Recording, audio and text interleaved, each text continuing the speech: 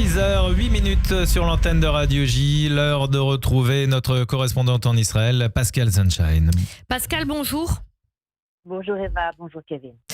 Pascal, la situation reste précaire en Syrie et le président Al-Shara a même pris la parole dans une déclaration télévisée. Oui, le dirigeant syrien qui a pris la parole à 4 heures ce matin, une heure particulièrement inhabituelle pour des déclarations politiques, accuse Israël de semer le chaos et de chercher à provoquer la guerre civile après les événements d'hier. On a passé une journée particulièrement explosive sur le front syrien suite aux attaques des milices sunnites djihadistes contre la communauté druze dans le district de Soueida au sud de la Syrie. Des Druzes israéliens se sont rendus par milliers hier sur la frontière pour manifester leur solidarité avec leurs coreligionnaires. Près d'1 millier de manifestants ont même forcé la barrière de sécurité et sont entrés à l'intérieur du territoire syrien. Il a fallu de longues heures aux forces de sécurité pour les ramener en Israël et apparemment tous ne sont pas revenus. Plusieurs centaines de Druzes israéliens se trouveraient toujours actuellement en Syrie. Dans le même temps, Tsahal avait effectué plusieurs séries de frappes contre des blindés du régime syrien à Soueida, mais aussi à Damas, où le quartier général de l'état-major et le ministère de la Défense ont été visés. Israël accuse le régime syrien d'être responsable des persécutions contre les Druzes.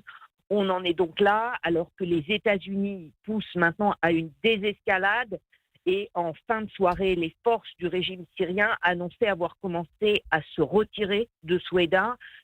Tsahal ne laissera pas le sud syrien devenir un bastion terroriste, a averti de son côté le chef d'état-major de Tsahal, Eyal Zamir, qui a d'ailleurs hier ordonné de faire remonter des troupes de la bande de Gaza vers la frontière syrienne.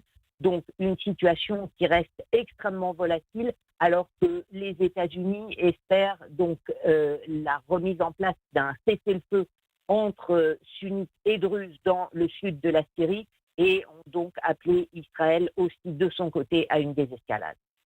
Et puis, il y a ce qui se dit à l'ONU par rapport à ce qui se passe en Syrie. L'ambassadeur d'Israël à l'ONU, Danny Danon, a fustigé Antonio Gutiérrez. D'après lui, il profite de la situation en Syrie pour une nouvelle fois critiquer Israël.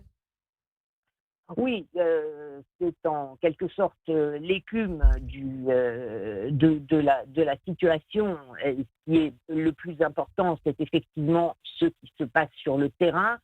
Jusqu'à quel point le nouveau régime syrien est stable et en mesure de contrôler le pays. Ce qui s'est passé depuis maintenant plusieurs jours confirme malheureusement que ça n'est pas le cas. Dans quelle mesure aussi Ahmed Al-Shara entretient-il une escalade à l'intérieur et reprend les persécutions contre les minorités ethniques à l'intérieur de la Syrie? C'est une véritable question.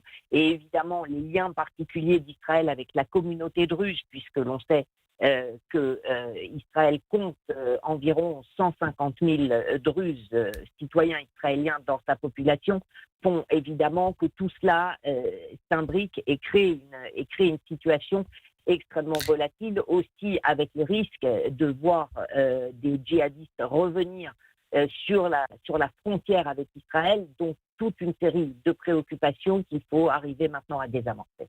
Parce que Pascal, effectivement, les informations que l'on a sur place concernant les attaques contre les Druzes, c'est bien des groupes djihadistes ? Il n'y a absolument aucun doute sur le fait qu'il s'agisse de groupes djihadistes sunnites de la communauté bédouine. Alors, il y a évidemment un contentieux, un conflit qui existe depuis des années entre ces deux communautés, mais ces forces djihadistes sont également liées au régime d'Ahmed Al-Shara, ex-Mohammed Al-Joulani, de son nom de guerre, dont on sait qu'il avait pris la tête du mouvement djihadiste en Syrie. Donc, dans quelle mesure est-ce qu'il poursuit sa campagne de persécution des autres communautés, des autres minorités à l'intérieur de la Syrie, c'est évidemment une vraie question à laquelle, pour l'instant, on n'a pas encore de réponse. Et puis Pascal, il y a eu cette nouvelle attaque des Houthis contre Israël hier avec un nouveau missile lancé depuis le Yémen. Oui, un missile balistique tiré depuis le Yémen vers Israël qui a déclenché les alertes dans la région de la mer Morte et de la Arava. Le missile a été intercepté, il n'y a pas eu de blessés. On a appris parallèlement que des groupes yéménites hostiles aux Houthis avaient saisi une cargaison de 750 tonnes d'armes en provenance d'Iran et qui étaient destinées aux Houthis. C'est ce qu'ont annoncé hier les Américains. Donc là aussi, toujours une situation non stabilisée par rapport au front Houthi au Yémen.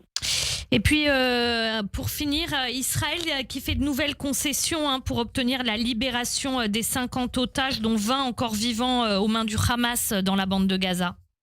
Oui, on en parle maintenant de progrès dans les négociations. Hier soir, Donald Trump a parlé de bonnes nouvelles concernant Gaza sans donner plus de détails. Selon des sources non confirmées en provenance d'Égypte, le Hamas aurait accepté la nouvelle carte présentée par Israël sur les modalités de son redéploiement au cours de la trêve.